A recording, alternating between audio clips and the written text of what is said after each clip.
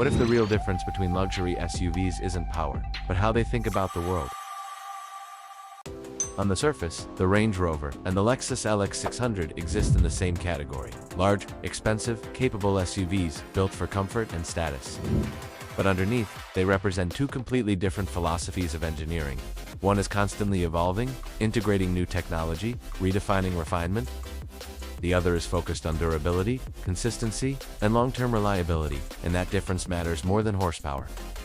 Let's start with what you see. The Range Rover looks minimal, almost architectural. Clean lines, flush surfaces, nothing aggressive. It's designed to feel modern, almost like a piece of tech, rather than a traditional vehicle. The LX 600 takes a different approach. Bigger grille, sharper edges, more visual weight. It doesn't try to hide its presence, it leans into it. And that visual difference is actually a clue to everything else.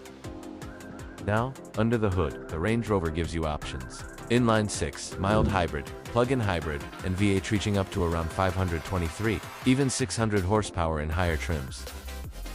The LX 600, a single 3.4-liter twin-turbo V6, around 409 horsepower. On paper, that looks like a disadvantage, but here's where it gets interesting. Because the LX 600 isn't trying to win on numbers, it's trying to win on predictability. That engine is tuned for consistency, not excitement. It's built to feel the same today, 5 years from now, even 10. So the real question becomes, do you want performance that evolves, or performance that endures? When you actually drive these vehicles, the gap becomes even clearer. The Range Rover feels almost disconnected from the road in a good way. Acceleration is smooth, quick, 0 to 60 in the mid 4-second range on higher trims, but more importantly, it's controlled. The suspension reads the road, adjusts constantly, filters out imperfections before you even notice them. It's not just comfort, it's calculated comfort. The LX 600 feels different. You feel the weight. You feel the structure. It's not trying to isolate you completely. It reminds you that you're driving something substantial. That creates a different kind of confidence.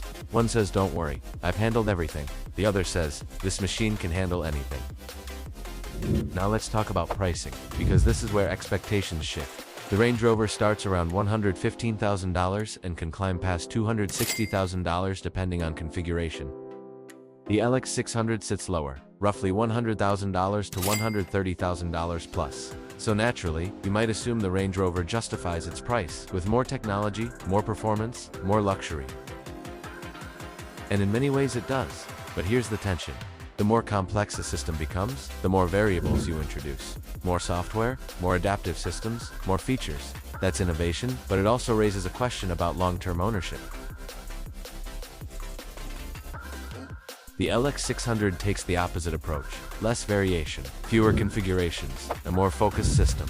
It doesn't feel as cutting edge, but that simplicity can translate into reliability over time. So now you're not just choosing between two SUVs, you're choosing between two different relationships with technology. And this is where it gets interesting, because most buyers won't fully use what either of these vehicles can do. So what actually matters more, the experience today, or the confidence 5 years from now? If you're into breaking down tech beyond the surface, what it means, not just what it does, this is the kind of thinking we explore here. Because vehicles like the Range Rover and the LX 600 aren't just about luxury anymore, they're reflections of how we interact with technology itself.